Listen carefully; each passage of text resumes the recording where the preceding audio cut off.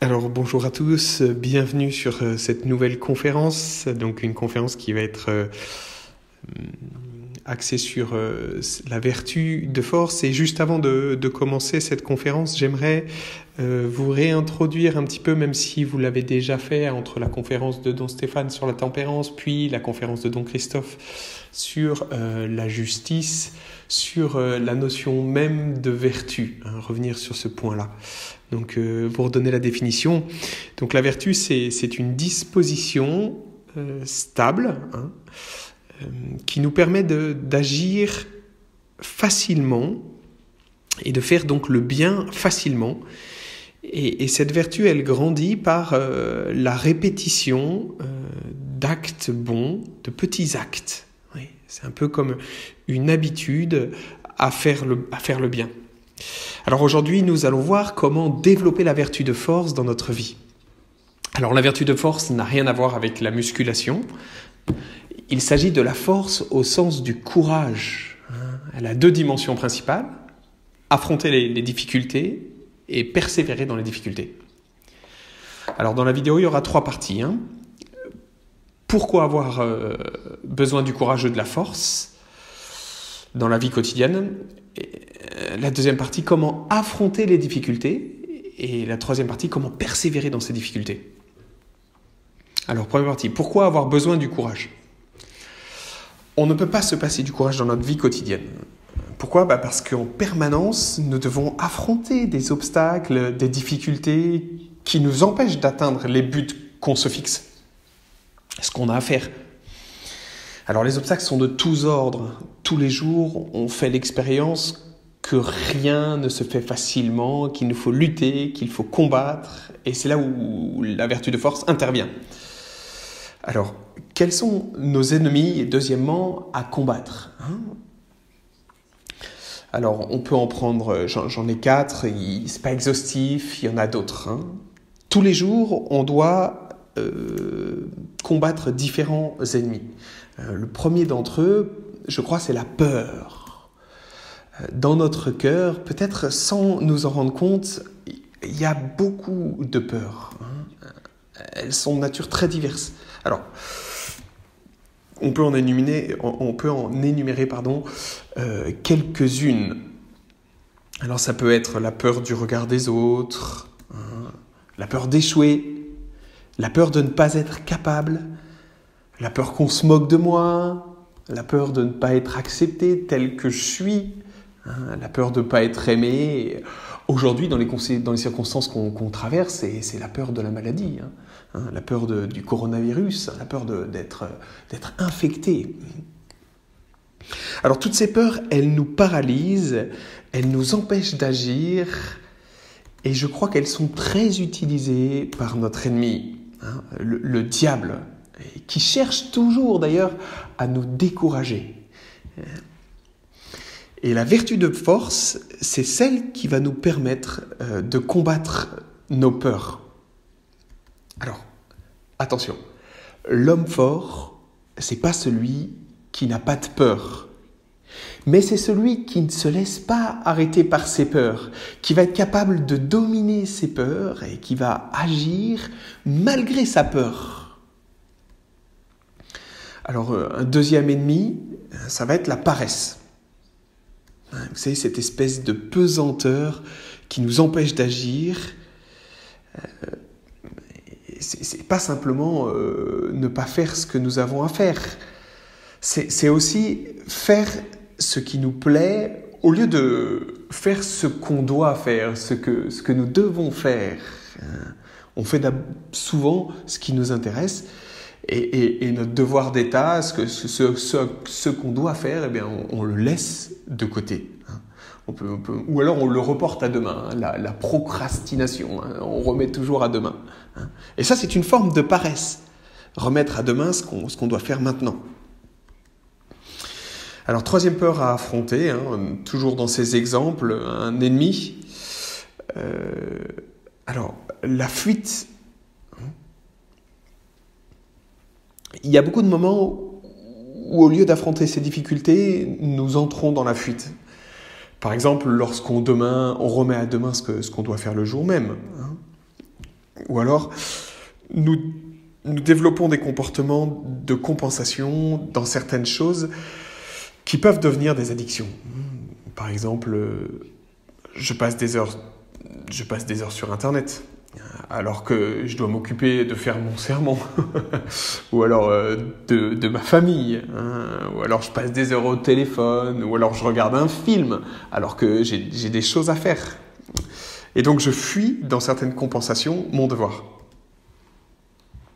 Alors, quatrième ennemi, le découragement. Parfois, on peut tomber dans le découragement à cause des échecs ou parce qu'on ne se sent plus la force d'agir. Ouais, j'ai plus envie de rien faire, tout me semble une montagne, je me laisse aller, j'abandonne. Alors ça, c'est un ennemi à combattre que la vertu de force va nous permettre d'affronter.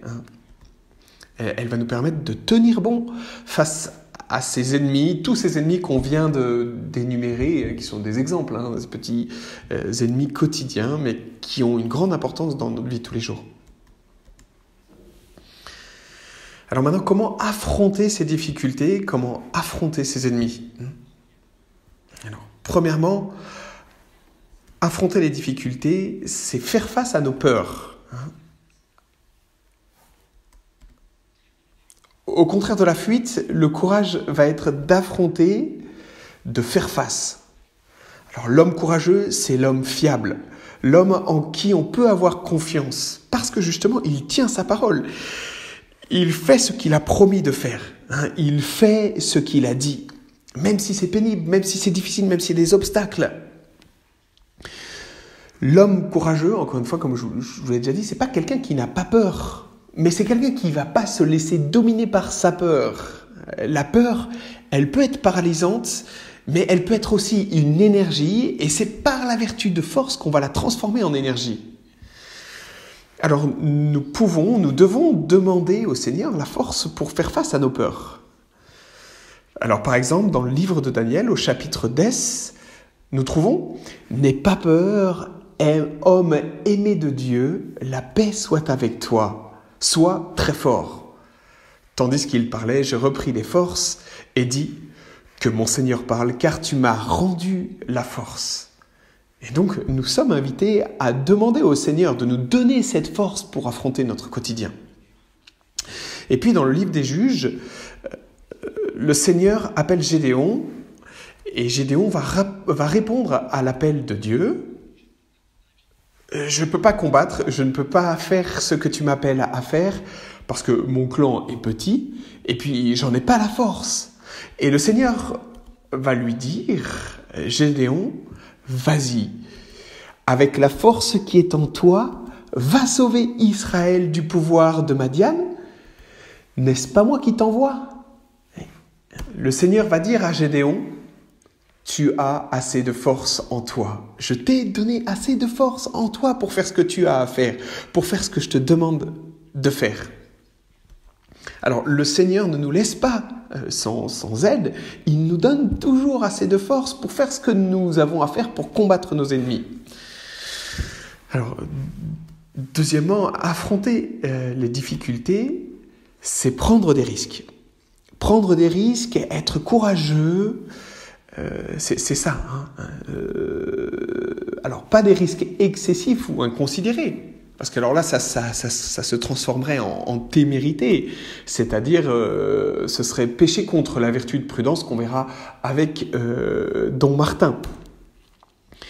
Mais prendre des bons risques, des risques calculés ou des risques dans la foi. Et Jésus veut que nous prenions des risques dans la foi. Alors voici quelques versets qui parlent de Saint Pierre. Ça vient de Saint Matthieu dans son évangile, au moment où Jésus marche sur les eaux de nuit. Il s'approche de la barque dans laquelle les apôtres sont. Et vous connaissez ce passage, les apôtres sont effrayés. Et puis c'est à ce moment où Saint Pierre prend la parole et dit « Seigneur, si c'est bien toi, ordonne-moi de venir vers toi sur les eaux. » C'est-à-dire, appelle-moi, fais-moi marcher sur les eaux. Et Jésus lui dit « Viens ». viens. Et là, qu'est-ce qui se passe? Pierre descend de la barque, se met à marcher sur les eaux, et chose incroyable, hein. Mais, nous dit le texte, à cause du vent, il a peur. Et comme il commence à enfoncer, Seigneur, il crie, Seigneur, sauve-moi. Il y a un moment où Pierre prend peur et au lieu de regarder Jésus, il regarde la mer, il regarde les effets déchaînés, il regarde le vent, et puis du coup, qu'est-ce qui se passe? Il panique et il crie vers Jésus, Seigneur, sauve-moi. Et le texte nous dit, aussitôt, Jésus étendit la main et le saisit, en lui disant, homme de peu de foi, pourquoi as-tu douté? Donc aussitôt, Jésus l'attrape, comme si Jésus était tout à côté de Pierre, qu'ils étaient tout proches, et que Pierre donc n'avait rien à craindre. Voilà. Du coup, affronter les difficultés va être aussi prendre des risques pour le Seigneur, et pas sans le Seigneur, mais en ayant bien conscience que le Seigneur est là. Voilà. Troisièmement, quelques petits exercices pratiques. Alors, vous savez que la vertu, c'est une répétition, hein, elle s'acquiert par une répétition de petits actes. Oui. Et donc, pour exercer en nous cette vertu de force, il va falloir obtenir des petites victoires, voyez.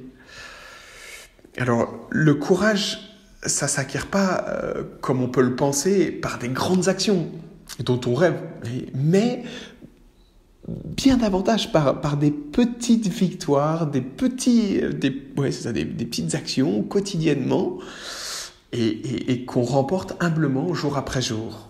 C'est un travail humble, mais qui petit à petit va porter du fruit dans nos vies et qui va nous permettre peut-être un jour, si l'occasion se présente, de poser un acte héroïque de courage. Du coup, pour grandir dans la vertu de force, eh bien, il va nous falloir faire des petits efforts quotidiens et à ne pas remettre ces petits efforts quotidiens à demain.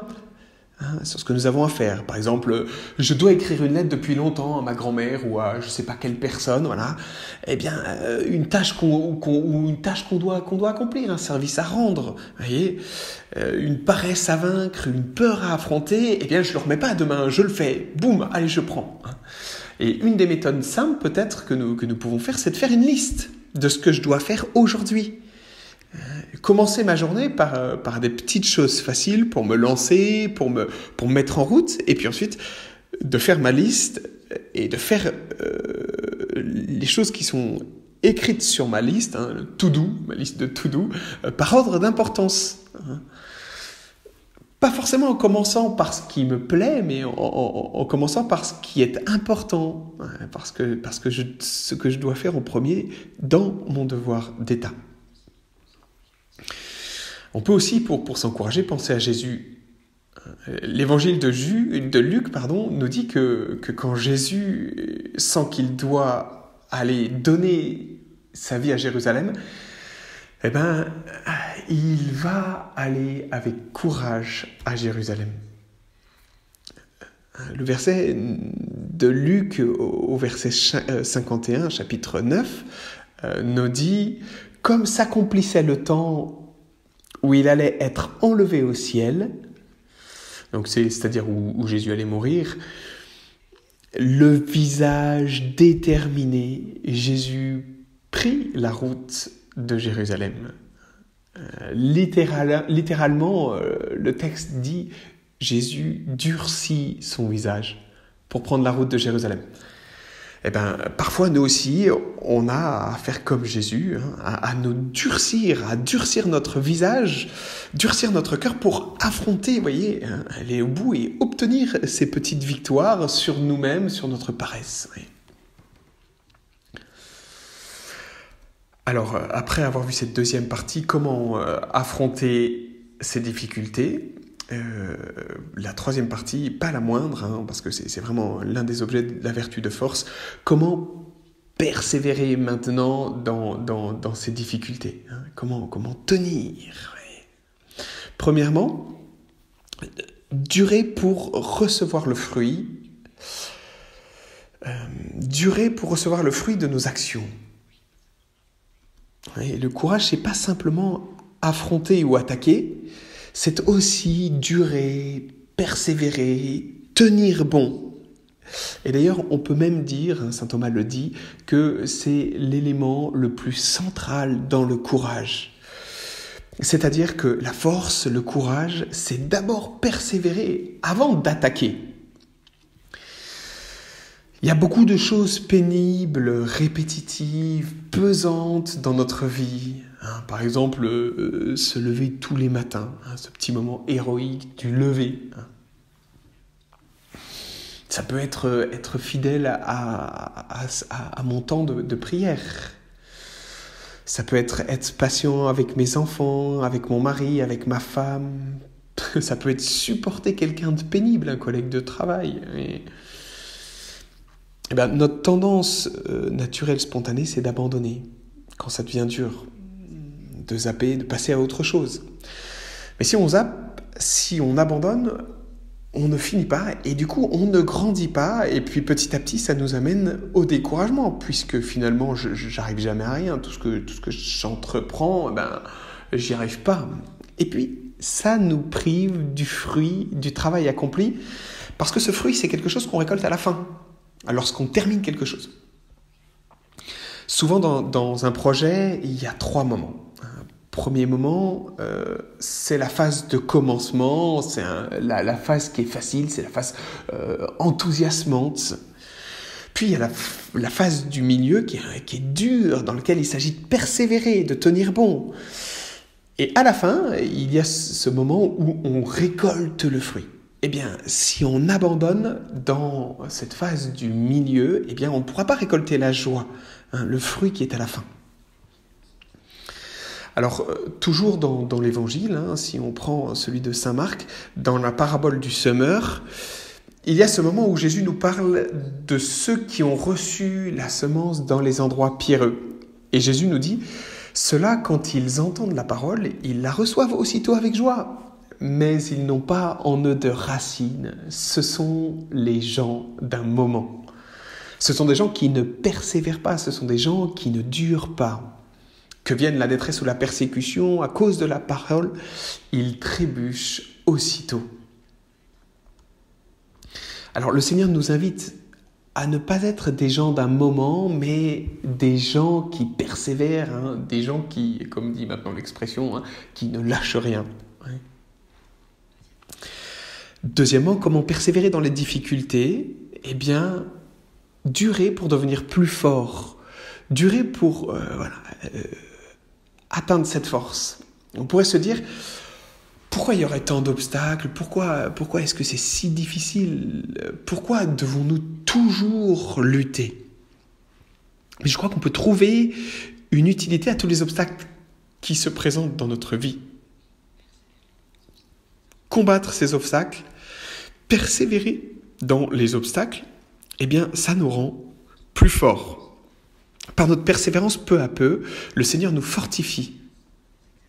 Saint Ignace, dans les exercices spirituels, nous donne une règle, c'est la 7e, qui dit ceci.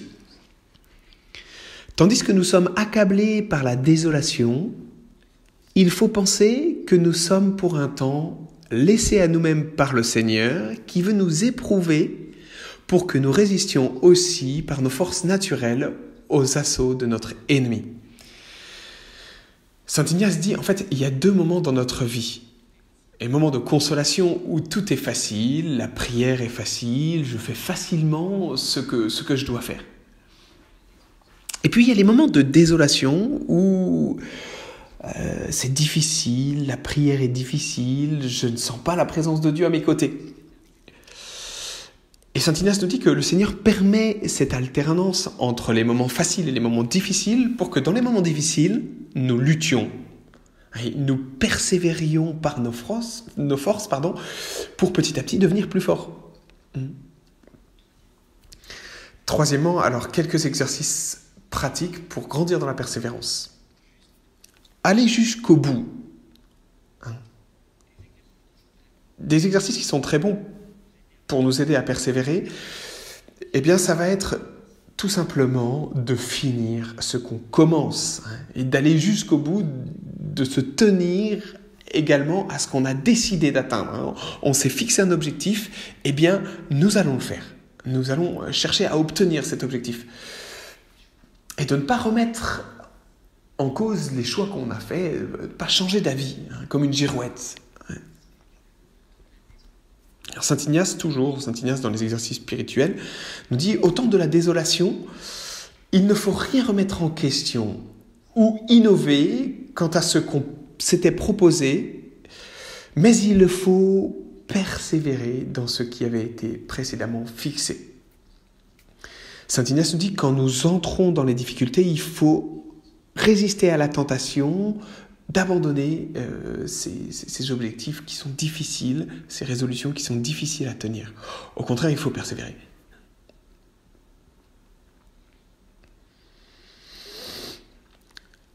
Alors on pratique 3 questions pour vous aider à partager et pour vous aider à vous décider à prendre des petites résolutions. Je vous rappelle que les vertus grandissent en nous que si on les exerce, que si nous posons des petits actes. Donc le but de cette conférence, pour moi, de ce topo, c'est vraiment de vous aider à prendre 1 ou 2 petites décisions, une dans le domaine de la persévérance, une dans le domaine d'affronter les choses difficiles, la persévérance et l'affrontement, pour qu'on puisse grandir dans cette vertu de force. Alors, je vais vous laisser 3 questions à répondre. Première question, quelles sont mes peurs ? Alors en fait, c'est pas forcément évident d'avoir une appréhension claire de nos peurs. Parfois, et même souvent, c'est diffus, on ne se rend pas forcément compte de nos peurs. Et je crois que c'est en ce temps-là où vous voyez, on est un peu confiné chez nous, c'est une grâce que nous pouvons demander au Seigneur d'avoir une conscience plus claire de ce qui nous effraie. De quoi ai-je peur ? À être capable de nommer mes peurs, parce que je crois qu'à partir du moment où je sais nommer mes peurs, eh bien je suis en même temps rendu capable de les affronter. Donc voilà la première question. Deuxième question, quel exercice pratique ? Le Seigneur me demande aujourd'hui de faire un exercice pratique et lequel serait le plus adapté pour apprendre à affronter davantage les choses difficiles. Alors vous pouvez revenir sur ce que je vous ai dit sur obtenir des petites victoires et vous dire quel serait le petit lieu ou la petite victoire que je pourrais obtenir, où le Seigneur m'invite à affronter. Et puis la troisième question, quel exercice pratique puis-je faire pour apprendre maintenant à durer davantage ? C'est la même chose, mais dans le domaine de la persévérance. Voilà. Donc, allez jusqu'au bout.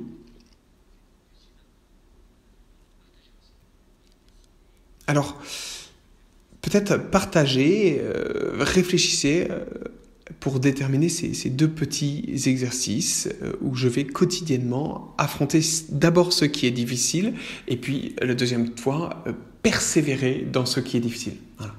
Eh bien voilà, en ce carême, que le Seigneur vous bénisse, qu'il vous aide à grandir dans cette vertu de force. Voilà, merci beaucoup.